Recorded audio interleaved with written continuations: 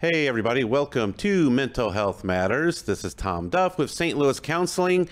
Check us out at stlouiscounseling.org. Remember, you got to spell out Saint. This is the podcast that breaks down stigma, that brings everyday conversation to talking about mental health, making mental health okay to talk about around the water cooler, if you have a water cooler nowadays, because, you know, there's COVID and some of us aren't inside places that have water coolers. But anyway, make mental health okay to talk about around the dinner table, right?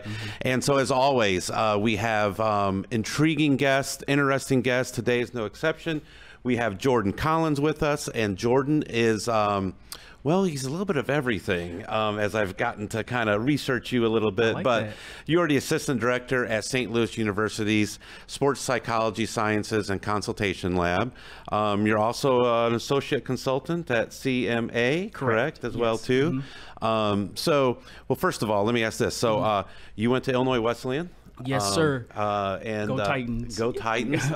My nephew actually is going to be starting baseball there in the fall. Awesome. So, yes. They have a really good baseball coach. I'm very familiar with him. Yeah. Oh, awesome. Good. And then you ran track and field there, right? I did. I was recruited there by Coach Chris Schumacher back in high school from Springfield High. And I had a really successful career there all the way up until my senior year.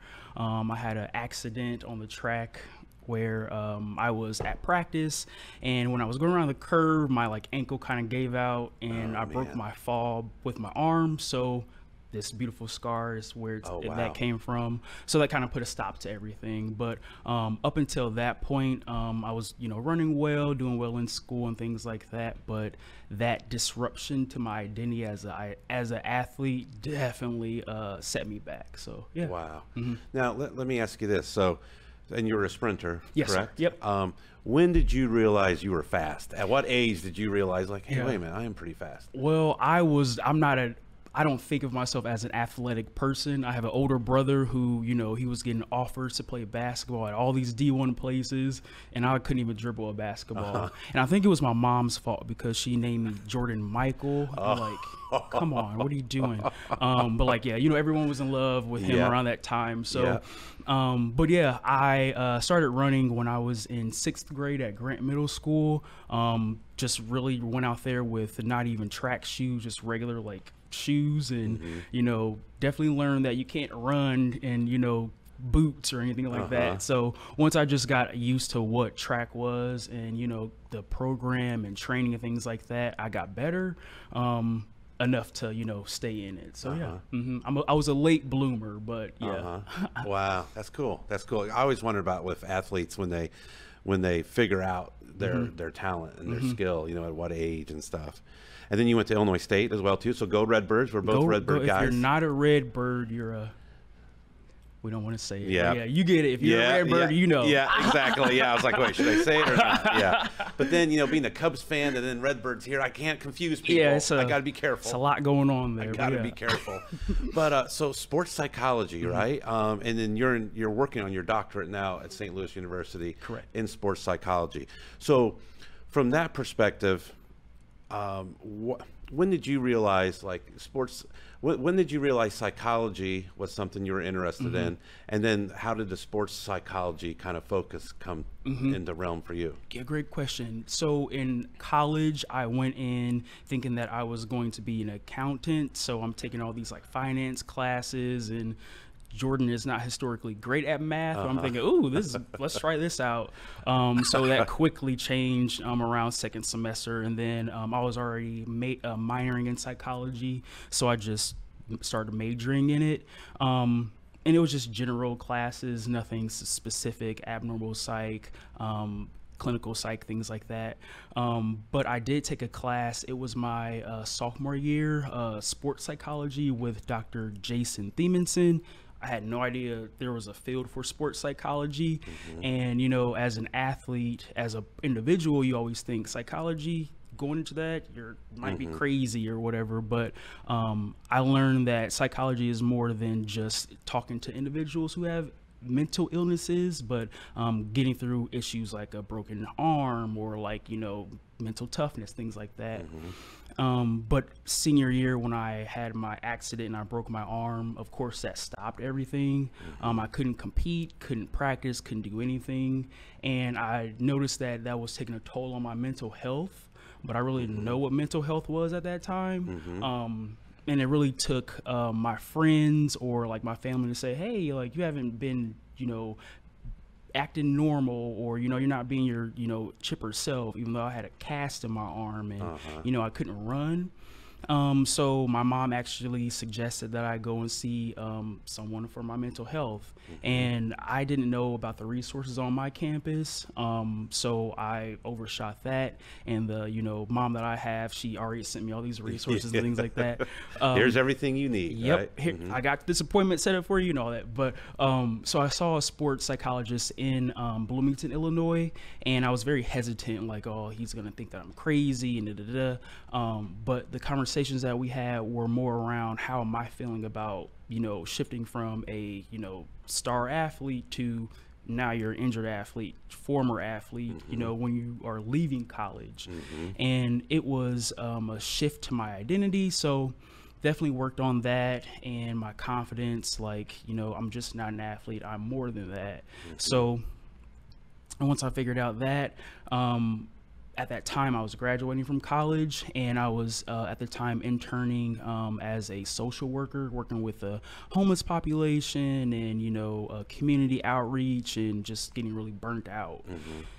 And I was doing some Google searching, and I saw that Illinois State had a sports psychology program, so I applied to that, got into it, and it was a 2-year program. And it wasn't so much of a clinical focus, but just the foundational aspects of how to work with kids and physical activity and things like that. And getting that perspective on it definitely helped, because again, my idea of sports psychology has been changing. But once I was in that program and got my degree, I was like, all right, so what do I do next? And got on Google again, and I saw Dr. Michael Ross. You know, do you know who Michael? Yeah. And if you all know who he is, he looks very familiar to the grandpa on Up. And yes, so true. So true, absolutely. And, you know, I reached out to him, and he told me to go ahead and apply to the program, and got to interview with him, talk to him on the phone. And I knew, like, that first phone call I had with him, that he would be a good advisor for me. Now I know what advisor means. I didn't know what that was at that time. But he definitely let me know that he would teach me the ropes, and any opportunities out there, he'll, you know, help me get to it. So now we're here. Wow. So yeah, so for you, it was kind of, and I think, you know, that story you're telling is so common, right? Like, even for college students, or even for people in the community, you don't know about the services that are out there until you possibly need them, right? And then getting introduced to that concept of mental health or sports psychology, it's like, whoa, this is fascinating, you know, on a lot of levels. And then just even for your own well-being, what it does for you. And I think that's so common. And then from the sports psychology standpoint, you kind of hit on it a little bit. There's this mental health side to individuals, you know, like they might be an athlete and they have anxiety. They might be an athlete, they have depression or bipolar, whatever it may be. But there's also the sports psychology side of, like, what it means to be an athlete. How do you push yourself to those levels of performance day in and day out? And, you know, from a fan perspective, you know, I can sit back and let me take my Chicago Cubs, for instance, right?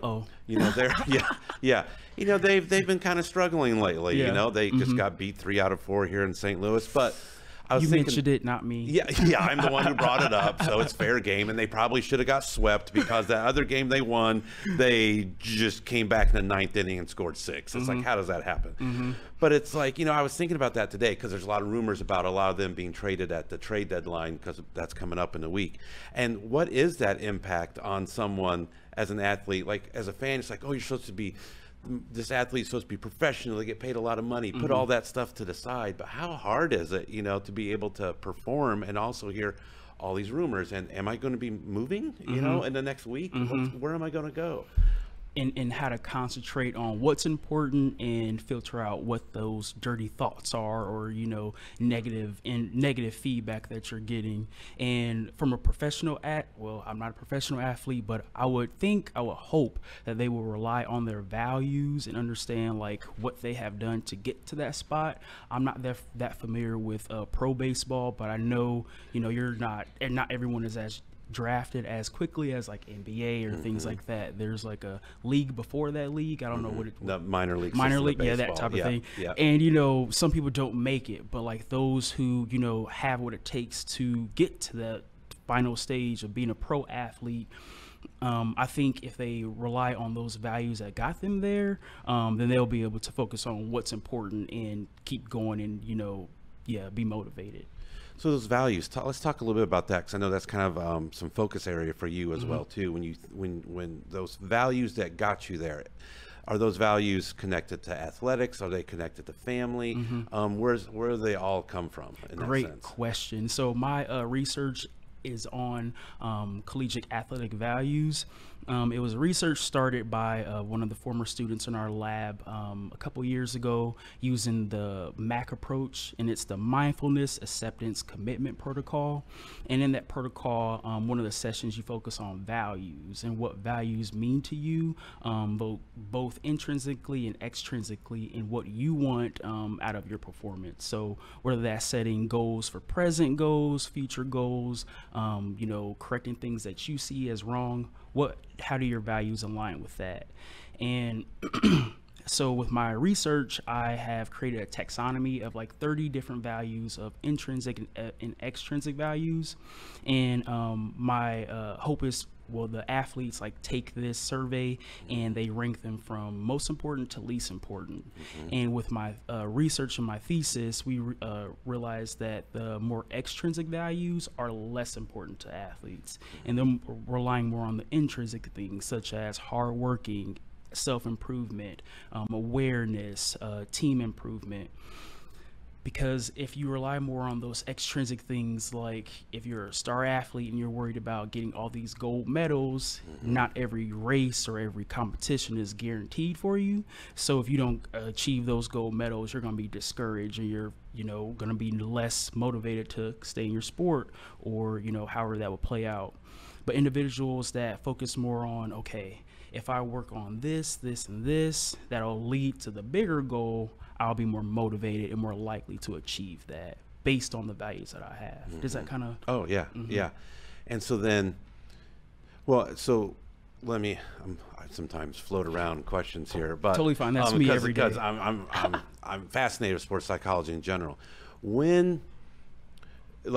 think nowadays, which makes me sound old, but you hear a lot more about the mental side of the game, right? And you hear that a lot more, and I remember hearing that probably like the Michael Jordan, talking about his mental side of the game and how he would just get in that zone and everything, but how the focus and the practice and all this ability. When do you think athletics started realizing that's a big part of it? Because it used to be like, okay, what's your just physical attributes and your skills, when do you think athletics started to understand that, and is it still a big process to go still? I think since the issue on mental health is a growing topic and it's can't be pigeonholed or binary, I think that it's a still growing problem that everyone needs to address. As far as athletics, SLU aside, I think the NCAA is doing a better job of addressing mental health. I think clearly, like I just said, there's a lot of more room to go because there's different factors, team sport, individual sport, male, female, transgender, binary, D1, D2, D3, and now, athletes are being paid for their likeness. So that's another issue that they will have to address. So when I was an athlete, I didn't feel like there were systems around me to support my mental health. So that's why, my mom found someone for me to talk to. But after, the fact and looking back on things now, I actually gave a presentation to a class at Wesleyan about sports psychology and the work that our lab does. And I let them know that if I was an athlete, then I wish I would have known that you get 10 free sessions of therapy. Every single student is guaranteed that. And what I like at SLU is our lab, after you get those 10 free sessions, student athletes, if you are seeing a sport consultant, you can continue those sessions for free. There have been so many athletes that didn't know that was a resource. And, just working with our lab on how we can create more outreach to let athletes know we are here. Let us know if you need anything. So any opportunity that I have to show my face and my big forehead, like I'm going to do it. And just creating that connection with the athletes and showing them that, no offense, but not all therapists look like you. It can't look like me, and that was one of the barriers I definitely had to address back in my day when I should have saw someone earlier. I didn't feel comfortable talking to someone who didn't look like me, and I didn't know that there were people that looked like me. So the more I can show people that therapy can look like many different things, and a therapist can as well, I want to do that. Yeah, that's a really good point, because a lot of times it's just a natural barrier, for someone who may not even know what therapy is. And then you're putting your trust into someone that is totally different looking than you. And you're like, so wait, I don't really know what therapy is. I don't really know you. And you look different. Yeah. And you want me to go ahead and tell you all my stuff. Yeah, that's that barrier. And sorry, I tend to ramble on. So if I do it, just let me know. We're good. Sometimes when, you go into a therapy alliance or whatever, the therapist has a protocol they want to follow, but there's no affection or no personalness behind that. And when I work with my clients, I let them know the issues that I've gone through. I'm very open about that, my experiences in college and how I navigated that, the good, the bad, and the ugly. I let them know, hey, you might have a mistake here and there, but it's okay, you can recover from that. But how do you feel about it? How are you looking at it? And sharing my experiences with athletes and letting them know it doesn't end there, there's more to it. I think it definitely helps them. Talking a little bit about you as an athlete. So the common person out there may think you're fast, you line up to race, you go, you run as fast as you can, right? But there's a whole, I'm sure, mental side to you being that competitive side. And, as a sprinter, probably depending on what event it was, I mean, you could be done less than 10 seconds, I wish. Yeah. And how quick that is, right? But it's what's that world like from a mental prep side, from a mental skill set side to get you in that zone? What did you go through? It was a long journey for Jordan and where he's at now. Not to speak in third person, but I was just speaking to one of my high school coaches a couple weeks ago about how I was as an athlete. And looking back on it now, I wish I had someone like me, or I could have worked with someone to work on those extra social skills. Yes, I was in team sports, running track and cross country, but sometimes it was hard for me to connect with some of the guys on some of the things they talked about. I was from a different, social class, and coming into that and trying to compare myself with them was hard sometimes. And the way I responded would be kind of aggressive or defensive. And looking back on it now, that was my coping strategy. You're not gonna test me, I'm gonna show you. And my coach pointed that out to me, and he was one of the Coach K, shout out to you, Reinenberger. He let me know you have a lot of talent, you just have to focus on what is important and put the attitude to the side. And those words to me at that time were you're telling me I have something wrong with me, but really he was just telling me you're getting in your own way. So yeah, I definitely had an experience with that, but transitioning from high school to college is a whole different ball game, because I'm independent on my own, creating a new identity with new people that are very different than my hometown. So who am I? And now I'm this athlete that's coming in with this high regard, and I'm going to do this and do that, and I have to live up to that. So stepping on campus at Wesleyan the first day, I was like, okay, I gotta find the in crowd and be in the in crowd, stay in the in crowd, because that's how I thought. That's how I navigated high school. But the experiences I had in college definitely showed me, I don't have to be the person in the middle of the attention, or the star athlete, because that's not achievable, especially with everything I have going on. And keeping my sanity with track and going from the big fish in the little pond to the little fish in the big pond was hard for me. I was not the star athlete in high school, but I was a part of the championship team, so I'm used to winning. I'm used to getting in the newspaper and things, but going to Wesleyan and that not being the culture was definitely hard for me, because I felt alone. Wait, we're not getting invited to these meets, and I'm not even connecting with this guy. I usually can, but yeah, it was definitely hard. But it was a learning experience, because I was able to see okay, I can navigate these issues, but there's a better way of doing it. So much more, and that's great insight, because it helps people realize, because even athletes are human beings. Even athletes have the same things we're dealing with, but they're in the limelight, or they're a focal point, whatever it may be. Maybe it's just that race, or maybe it is the professional side, and it's lining up to that race, right? You got all that stuff that's going through your head, and then practice, right? And you're kind of alluding to that, even with some of the stuff you're doing at SLU as well too, but it's getting people to achieve a higher level, and how hard that is to, the common person, right? Trying to just keep up a workout routine, just to somewhat stay in shape, let alone stay in competitive shape. So it's how does a person, or how do you help, or what did you experience yourself, that level of diligence and dedication to practice? How do you get yourself in that mindset?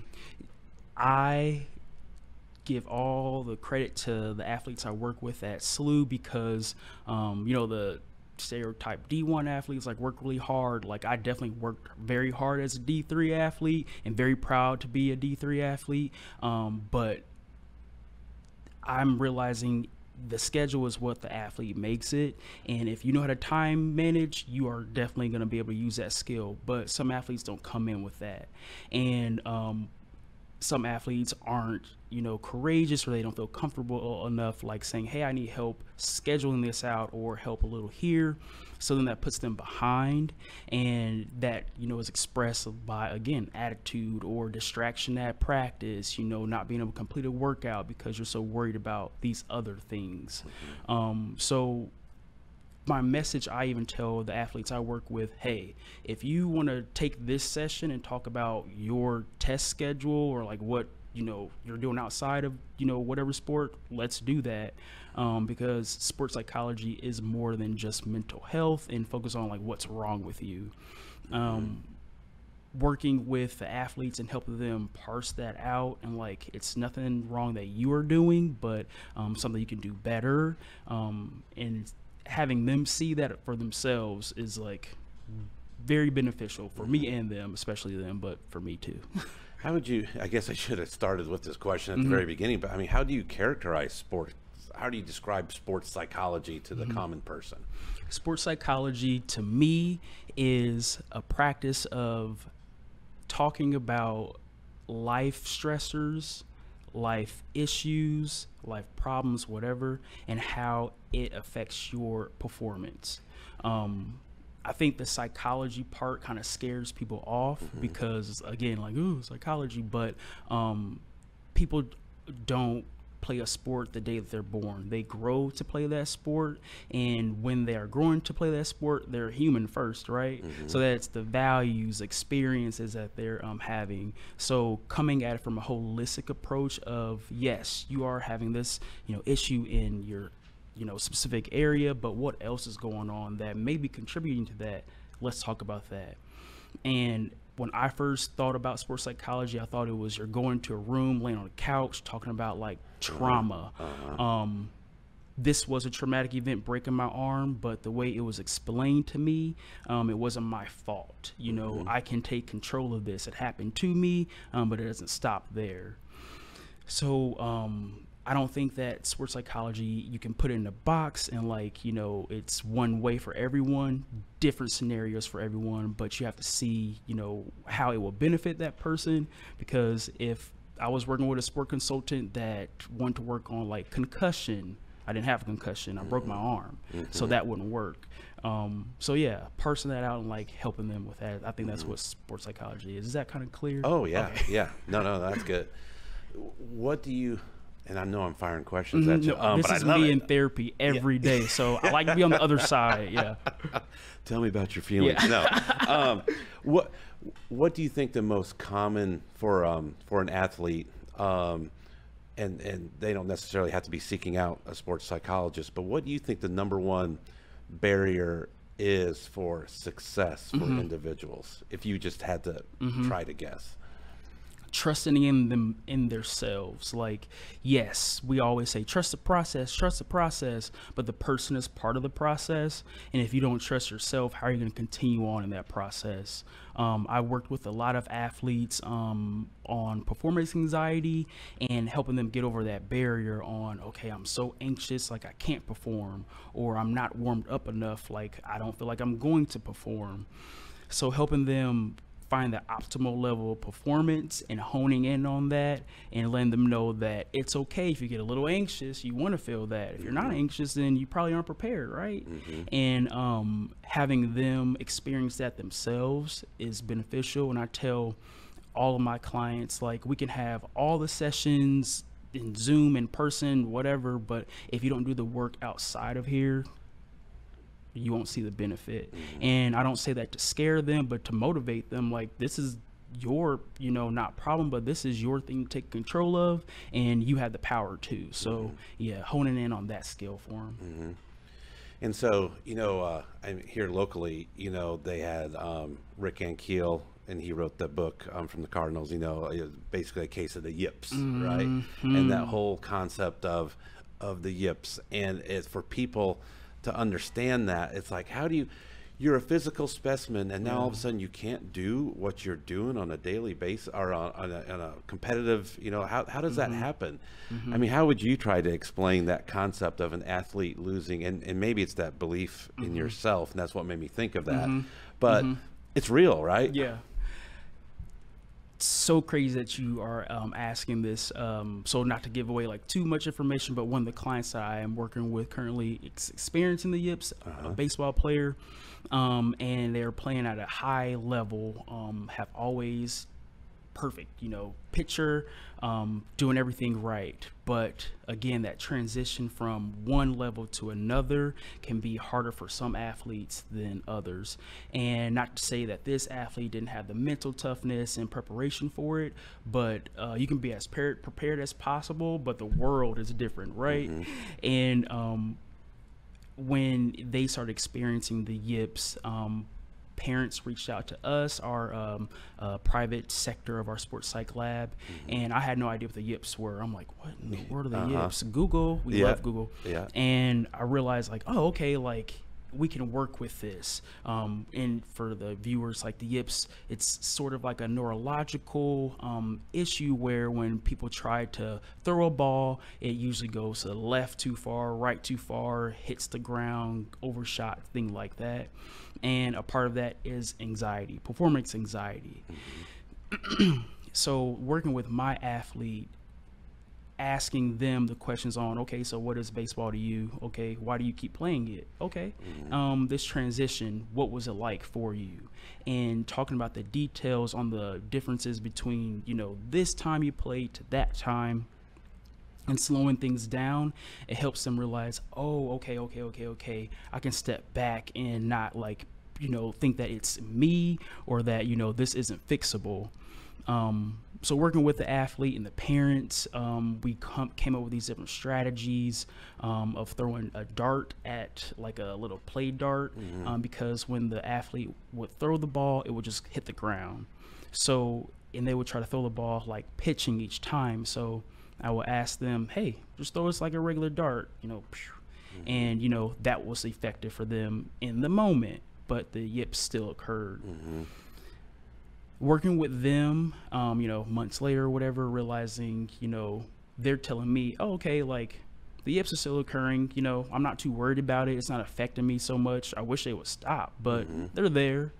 And discussing that, okay, but what does that mean? What, like, okay, you're feeling this way this week, but what does it feel like next week? And they told me baseball is a game of errors. You're going to make a lot of them. And I'm like, oh, well, I'm not a baseball player. It makes sense to me. But if you focus on that one mistake that you make and can't move from it, that whole game is gone. So working with my athlete and, this one yip does not mean you're going to have 13 different ones or, it's going to continue. So yes, the yips are very interesting. I don't know too much about it. Hopefully, this work that I am doing my athlete continues to improve, but yeah, just knowing that not every day is going to be perfect and we're going to keep on working on it together. And it does kind of come back to what you were talking about earlier, getting back to basics, right? The values like that you brought up earlier. And, what are those aspects of the individual that makes up just the internal components? Like you mentioned, like courage, the courage to believe in yourself. And it's like, I was thinking like, man, that'd have to be one of those values that are pretty common. Like you got the courage to, one, face adversity, face competition, but also believe in yourself would be a strong part of that. Yep, that trust in self is very important. I think of it as like individual sports and team sports, you need to trust in yourself, but there's a lot more pressure, if you don't trust your team. That's very alone. If you are on a team with a lot of players and you don't feel like you connect with them, not saying that was my experience, but some athletes who are brought to a bigger university in this melting pot with other star athletes, it's hard for them to shine or, feel connected or do whatever. So then they feel like, okay, I'm just going to stay in the background. And when athletes do that, that takes the reason why they came to the school. Not saying like, they're coming here for the sport, they're a student athlete, but they are an athlete, and you don't want that experience to be negative or their passion to go away because it's something that they can't address or don't know how to address. And I mean, ultimately, right, the goal, so I think about it is that, you're trying to help athletes perform at peak level, right? Competitive advantage at their peak level. And, I think about, so I was, I'm Team Michael compared to Team LeBron, because that's my era, right? In that sense. But it's like, I remember Jordan. But which Space Jam, though? Have you seen both? I haven't watched the second one yet. I'm trying to bring myself to it, and I'm like, I just don't know if I can do it. I'm not gonna say my comment on air, so okay. I'm going to watch it because I feel I have to, because my thought will be like, oh, the first one I watched both, and the first one was much better. But we'll see. I got to go an open mind. Yeah, exactly. Open mind is important. But I remember like watching Michael Jordan in the prime, right? And then even hearing the announcers go, he's in the zone, right? He's in that zone. And like, I remember that. It's like, he couldn't do no wrong. He would just make every shot in a row. I mean, defense was there. It's like, it's part of sports psychology, like trying to always, I'm sure it's impossible to play in the zone 100% of the time, right? But part of that is trying to get people to that point of their most peak abilities, right? Exactly. And the difficulty of that, it would just be unbelievable. It's hard. And what you're talking about is like being in a zone, like achieving that flow state where things are coming naturally and you're not putting in too much effort, but it's looking pretty, and you're not, under distress by doing it. Like, Michael Jordan, these dunks from the free throw line. His heart was probably, just beat normally, just processing things just normally, because he was in that flow state. But also, like Jordan, you can see from some games, he didn't have every game that was perfect. The games that he was perfect, he was on. But the games that, you did see some, difficulty, maybe he had some distraction, some focus issues before, could have been with his family, could have been with his, whatever, that got into that flow state, how he can achieve his flow state, and affected him. I try to work with athletes and let them know my job is to help you do whatever you want to do, whatever that is. Yes, we want to achieve peak performance, but what else is to that? That's the end goal, the big W. But what are the little W's that contribute to that big W? So along that way to achieve that peak performance, you have to actually try, experience the mistakes, learn how to move from them, not stay on them, but learn from them. Hopefully I answered that question. Oh, yeah. I mean, ultimately, and what you described there too, was the goal is to make an athlete a better human being, ultimately. All these things that come into it. Yes, they're going to do well on the court, on the field, whatever, but ultimately you're making better human beings by helping them address everything in their life. 100%. And I was just telling Dr. Ross that I'm happy that we are seeing private clients, and those are just like clients in the community that are not affiliated with SLU, and majority of these clients are adolescents. So yes, they are the client, but my approach to it is I want to include the parents in it too. Again, if you don't do the work outside of the session, nothing's going to change. And I want the parents to facilitate that as well. And no offense to the parents if they're watching, but sometimes when they see their child going through something, they want to jump on it really quickly and catastrophize and think that, oh my gosh, like they're not performing like they did. Something's really wrong with them. And sometimes that's the case, sometimes that's not the case. With my athletes I work with, I try to talk to them at an individual level, like, hey, I was in your spot before, let me know what's going on. And going back to the transition, some of these athletes are going from high school to college or from middle school to high school, and it's hard for them to realize, like, I don't know what's gonna happen here, so I'm just like playing it out, and I might be showing out, but that's not how that's not my intent. But the parents are like, uh-oh, something's going on. So the way that I approach things, I work with the athletes on these social skills, communication. You're feeling this way, it's okay to be aware of that, but like vocalize that to mom and dad so they don't think that you're misbehaving because you're upset or something. Maybe you're too tired from practice, you've had 13 in a week or whatever, and you're just exhausted, you don't want to talk, but to mom and dad, that's you shutting down. So how I approach things, I, work with my athletes throughout the month, 3 times a week. I'm sorry, each week. And then on the last week, bring the parents in and have activities where the athletes demonstrating to them what we are working on. And I'm just really in the background, just like facilitating things, and like seeing how they're interacting, not to like test him or assess him or whatever, but just like say, hey, I heard you state this question, let's ask this question a different way. And just seeing that change, and not only the parent but like the athletes response is beneficial. So yeah, so that parents, truly bringing them on board as well too, and educating them on this concept as well too. Do you see obviously if parents are bringing kids to you guys, do you see them understanding it's more than the athletics? And it's more it's mental health, and they don't realize it. It's just like, no, just they got to perform better. That aha moments, kind of. And it's because then it's like the parents like, oh, well, I'm doing something wrong, and no one's doing anything wrong. We just need to find a better way of doing things. And a lot of the parents that I do work with, I have individual sessions with them, and I call these, sessions not like therapy or anything like that because the stigma. And I should have said this in the beginning, but we call ourselves sport consultants because it takes the pressure off of the psychology. And consultant seems like, ooh, that sounds fancy, you know? And I lead with that with my athletes. Like, I may have this like big title on what I'm doing, but I'm just Jordan, and I was just in your spot a couple years ago, and I just want to be here to help you, and I want them to feel comfortable enough to tell me things that they feel comfortable enough telling me. If you don't want to talk about it, we don't have to talk about it. But if you do, let's do that. And I let mom and dad know, hey, they don't want to share this with you, but we can create activity where I can facilitate this conversation for it to be a better way. Because, athletes aren't here to like make parents mad.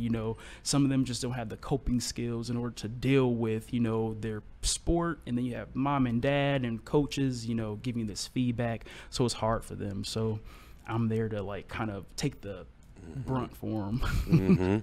Well, and that's the beauty of it too. It's like, because we always talk about on the podcast, mental health touches every aspect of our worlds of society, right? From academics to sports to the economy. Everything has a mental health flair. It just, we may not call it mental health, and it's just, and we all have it, and that's the other side. And sometimes it's these backdoor approaches, that help people realize, oh, wait a minute, I guess that was like counseling in some way, and it worked. It wasn't as, I didn't have to lay down on the couch and talk about my mom, because that's how we all kind of grew up. It's like those are things we're supposed to do in counseling. So in 10 years from now, Jordan Collins, what are we going to see you? What are you going to be doing? Oh man, hopefully that's a great question. That's so interesting because I always ask my clients, where do you see yourself? But for me, I hope I am still in a position where I'm giving back. I don't know what that will look like, but through my training, I've realized having a PhD in this clinical background and the sports psychology background, I can use that in a special way. I wish that, again, I had representation or more awareness of things back in college for myself, because who knows where I would be right now. But I want athletes, whatever they look like, whoever they are, to know that there are ways to deal with what you're going through, whether that be life issues, sport issues, personal, whatever it is. Like, if you talk about it, it'll get better. It'll be hard. It's very uncomfortable. But the more you talk about it, the more comfortable you'll get with it. And however I can get that message across to anyone, I'll try to do that. Yeah, no, I love it. So we've been here with Jordan Collins today, as promised, an intriguing, entertaining, and very insightful guest. So we're very, very pleased that you joined us today. And you can find them on the SLU Sports Psychologist Sciences website. Yes. If you have questions or are interested in services there, you can find him there. And Jordan, it was a pleasure meeting you today, and we might be talking afterwards. I got lots of thoughts. I'm trying to get my old career go back. No, I'm kidding. That's way Wait, gone. aren't you going to the Cubs tryout next season? Or? Yeah, I'm going to try to be that rookie of the year, type of thing. Absolutely, you got it. Yeah. All right. See, that's positive. Trust in yourself. I love it. There we go. I'm confident. So, all right, everybody. This has been Tom Duff with Mental Health Matters, and if you're curious about our services, check us out at stlouiscounseling.org. And remember, mental health matters.